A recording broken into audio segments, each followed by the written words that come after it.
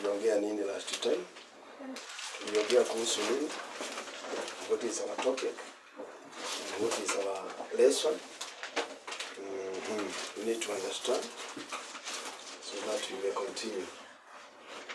If Mala is not ready, Joki, please remind us what we talked about last time, or the meaning of, or the headline of the topic that we learned last time. The previous one, the one that we learned last time. Communication skills. Yeah. Definition. What is the meaning of communication skills? We said that it is what and what? Transforming information from one person to another. Yeah, transformation of information from one person to another. And we talked about also purposes of communication. We had 7 purposes. Somebody else? To manage human resources. Okay. Another one? Builds public relations. To build public relations. Contribute success. To contribute success in the company. Able to express ideas. You are able to express what you have in your heart. Create interpersonal relationship. To build interpersonal relationship. And also you delegate work from, we talked about vertical and horizontal. And we said vertical comes from the manager down to the workers. And horizontal is among the workers. So do you understand? Principles of effective communication. We talked about maybe 5 principles. Principle number 1. Correctness. And we said that correctness, it should be correct in all aspects. And after that, we had what we call clarity, simple and understandable. And number 3, we talked about concreteness, something that is very, very firm and definite. You state the time, maybe 2 weeks, 3 weeks. And number 4, we talked about courtesy. Courtesy, tulisema ni nini? Consider other people's feelings. Yeah, courtesy, you consider others' feelings. Like you just use the word sorry, please, excuse me, and so on, so forth. And lastly, we talked about completeness. Your communication must give out the necessary detail and information. We had also rule of ICT in communication, an effect of ICT on business, and we talked about several things there. Name them, please. We talked about ICT. It increases what? Productivity. Something else? Flexibility. Increase flexibility. Flexibility. Don't need to go to the office. Build customer. Increase employment. Increase employment. People from office work. Okay. Gives direct answer. You get direct answer through your phone. And also we saw challenges, problems that we are facing when you are using internet. We saw cybercrime, increase of cybercrime, network problem. What else?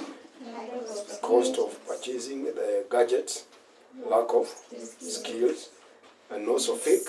You will see fake news.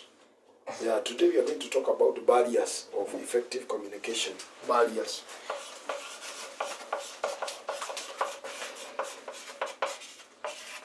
Of effective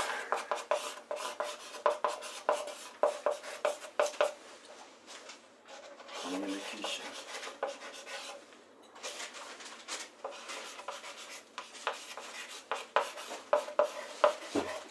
Barriers kwa Kiswahili ni nini? Barriers kwa Kiswahili tafadhali. Mipaka. Mipaka. Mipaka. Mipaka. Barriers ni mipaka. Another name. Ya tuelewe kabisa. Zi ama vikwazo. isn't it? Unaweza adikiria hapo ndio uelewe vizuri. Barriers of effective communication, vikwazo, vizuizi, all those. Na ulikuwa umesema mipaka, vizuizi ndio mipaka tu, barriers, yani kweli. We will start with number 1. Physical barriers.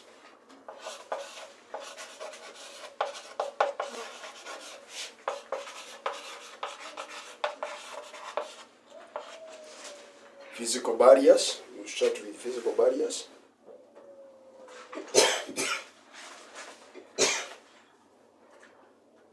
This can be controlled by management. Hii inaweza kuondolewa na viongozi wa kampuni ama mfanyikazi. It can be controlled. This barrier can be controlled.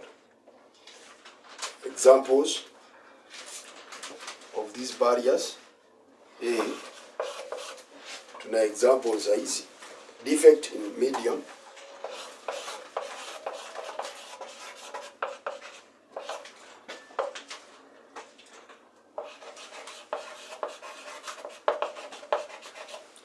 Defect in medium. When we talked about medium, we talked about phones, postal systems, the carrier services, ama courier, whichever way.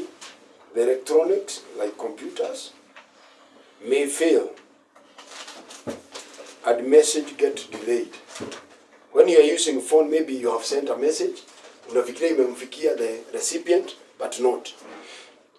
You can control that. Maybe even the computers, even the postal system. Which other ways that you can use to portray your message? Other than phone, which other way you know that you can use as a communication system? Other than phone. You have a phone? You have email? What else? If your gadget has problem, it can cause a delay, and you need also to rectify whatever is the problem. You need to check your problem and make sure you control your medias. So let's go to noise. Number B, noise. Noise. Noise. Maybe you are communicating, like in our area, this Kayole, Naivasha, we have very strong wind, isn't it? What happens when you are communicating with your phone? Unaongea na simu yako na kuna upepo. There is no that what we call agreement. When you communicate, sidio? What are you supposed to do? If you are communicating, for example, you are communicating and you are walking, and there is movement on the road. Maybe the highway there, you have vehicles, the sound of the vehicles, and you want to communicate with your customer. That noise can disturb your customer, isn't it? What are you supposed to do? You just move from that place and go to another place. Or maybe it is necessary you communicate with your customers when you are in a settled place, isn't it? Yeah, when you are comfortable somewhere, you communicate with your customer. Number C, we have information overload. Information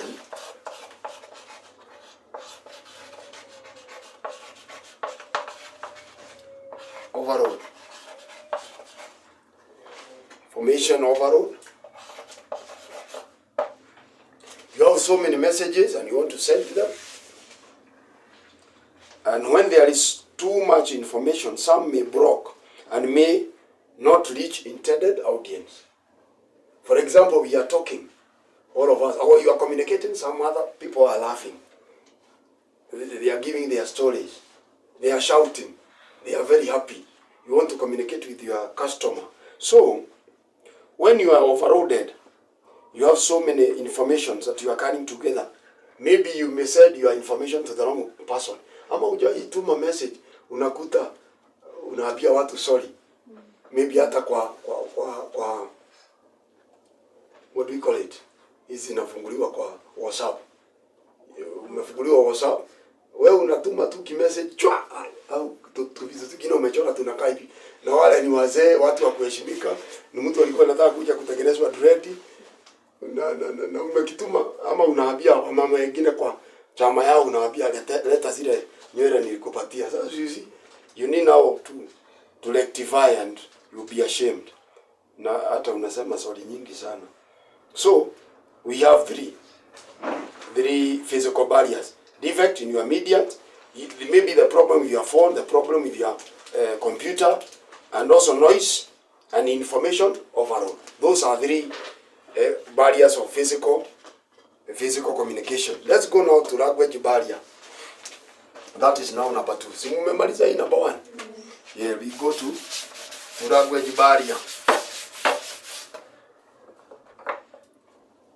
That is number 2. Language.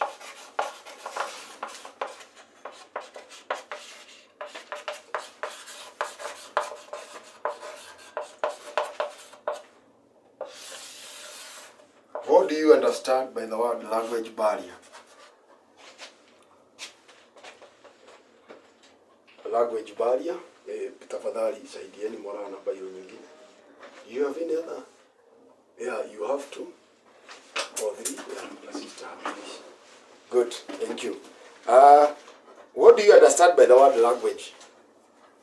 Language. Yes, Mercy? Two people cannot understand each other's language. Yeah, 2 different people, they are born in different communities. For example, Mora and Joki. They are deskmates or seatmates. Now communicate, use your language and use your language. You want to discuss about something. For example, start. You want to talk about a biro pen. Hebu muombe biro kwa lugha ya nyumbani. Mora, just ask for biro pen. You don't know your language? You don't know? What about you? Do you know your language? Yeah. Hebu mwambie kwa lugha yenu atumie vizuri.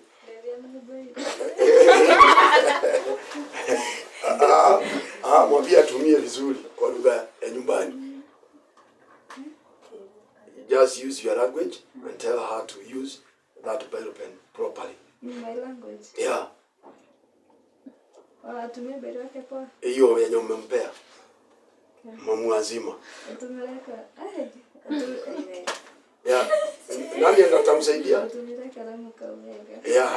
Are you getting it? Why are you not getting it? She's just talking.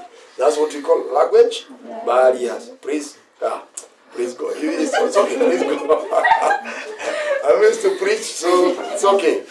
That's a language, but this may be caused by cultural languages. Different communities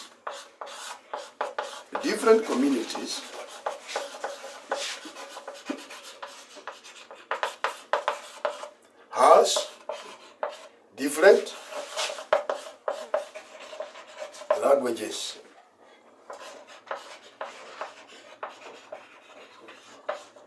So it is good for you to use national language. For example, you may use Swahili.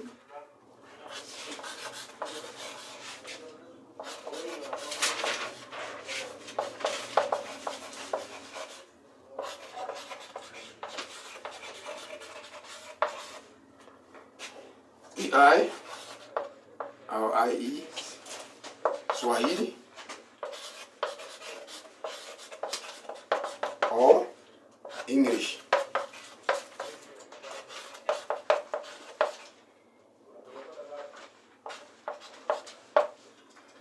So you need to use what we call a national language. Age factor is also a problem in language. Age factor. Age factor. For example, kuna ile lugha nyinyi mnatumia, si ndio? When you use that one, mimi nitauma nje. So mimi ndo ana hapo, ana roho. Si ni kweli nyinyi ni digital. except my sister there, isn't it? So when you use your language, kuna vitu zingine mnatumia mnacheka, we don't understand, isn't it? So age factor is also a barrier to communication. Well, you want to communicate to me, and also I want to communicate to an old man or woman. It's very, very difficult for them to understand. So age also factor matters a lot. We have another barrier that is called, are you okay with this one? We had number 1, physical barrier. Number 2, language barrier. Number 3, we go to gender barrier. Gender? Yeah, barrier.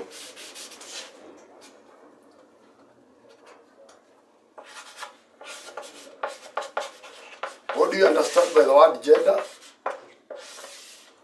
Or do you understand the word gender? What does it mean? Yes? Somebody? Gender. Gender is a word that is used to talk about different sex. Are you getting? Yeah.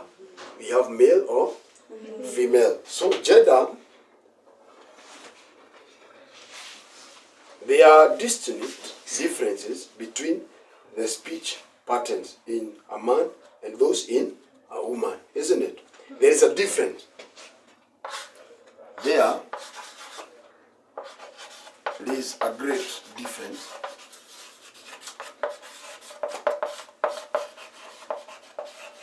in communication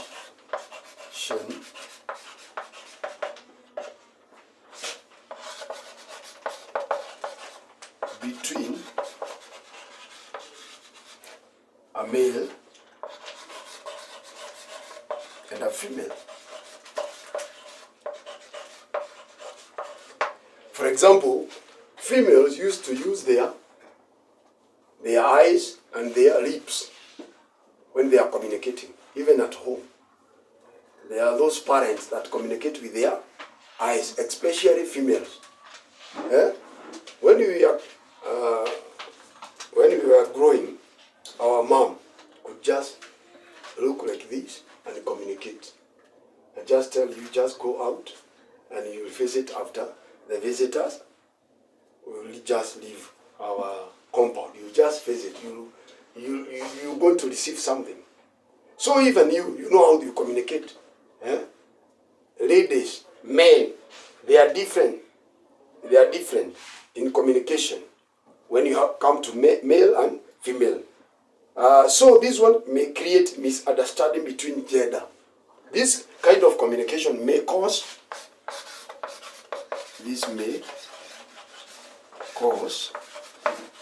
misunderstanding.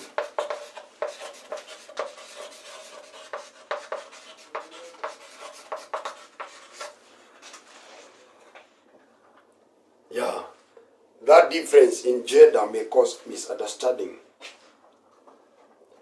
Another thing, this is number 4. Let's now go to number 4. Are you through with this? All right. Number 4, we go to what we call psychological barrier. Psychological barrier.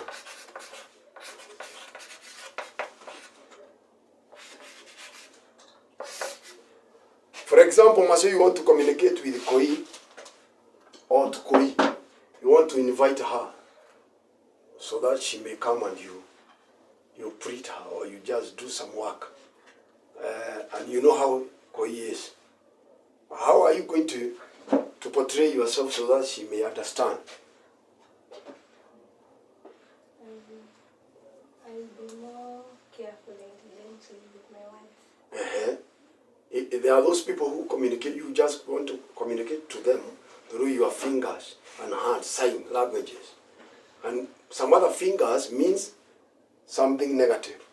So when you communicate with a person who is psychologically has a problem, you need to be so sensitive. People have personal feelings, desires, fears, and hopes. like and dislikes. So when you are communicating with people, you need to consider that. Different feelings, different desires, fear. There are those who don't need to be rebuked. Yeah? You see that? There are those who fear to be rebuked. There are those who fear high tone, harsh language. So you need to balance your language. You need to balance your tone so that you may not affect people psychologically. This may also be a barrier in communication. People have different feelings.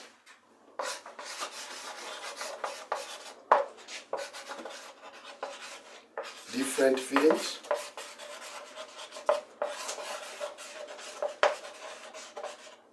Feelings. They also have different desires.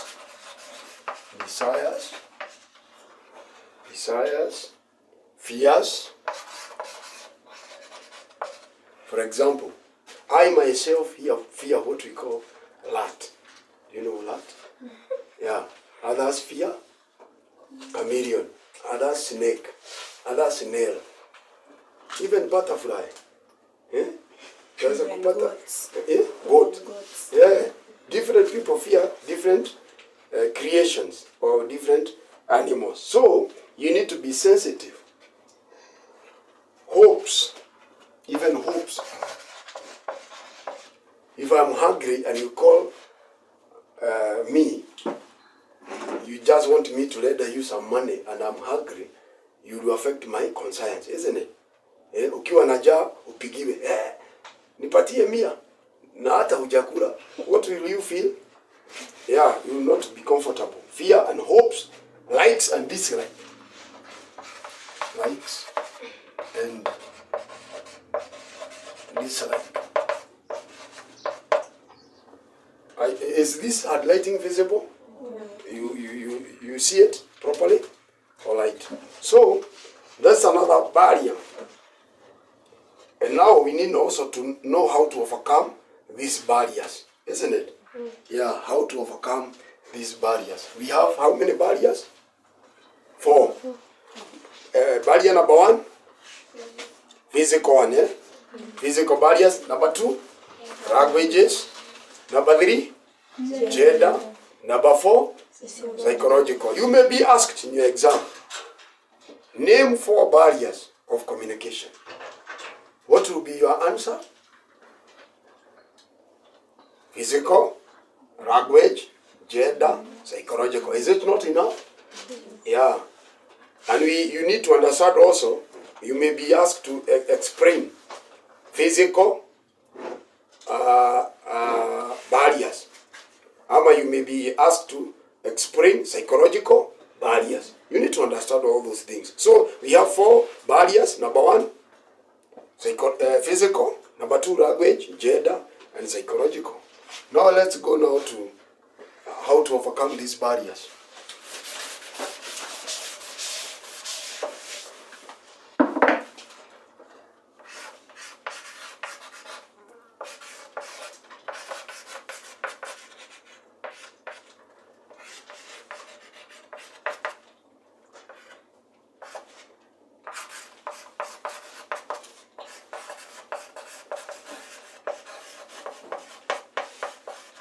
Kienda kukunywa maji so you understand. It's due to the size of the blackboard. Now, we have how many barriers? 4. Name them.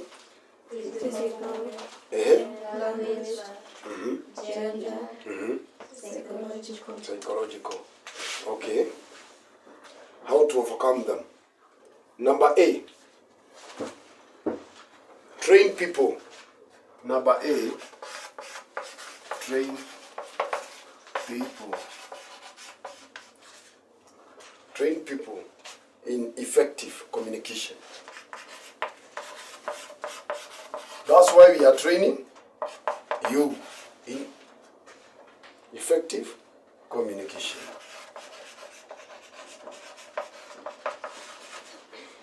Why are we training you? So that you may be able to communicate properly towards those people who are, or who will be just after this, who will be your customers. You need to be trained.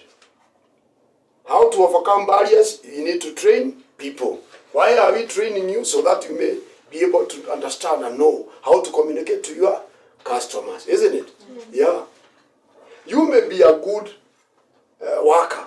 You know how to do hair. You know how to do nails and even everything, facial, all those. But you don't know how to communicate effectively.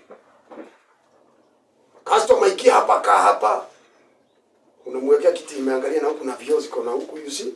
You need to know how to communicate with your people. And that's why we are training you. Number B, introduce health centers. Introduce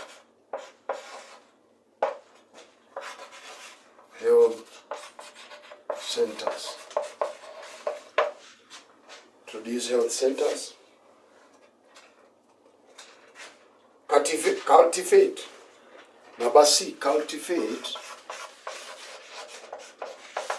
If you are a manager, you need to cultivate health.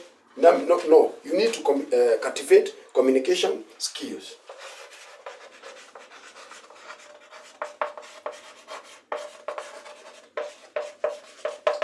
What do you understand by the word cultivate? Cultivate. Cultivate. That's a vocabulary. What do you understand by that word or by that name? Cultivate.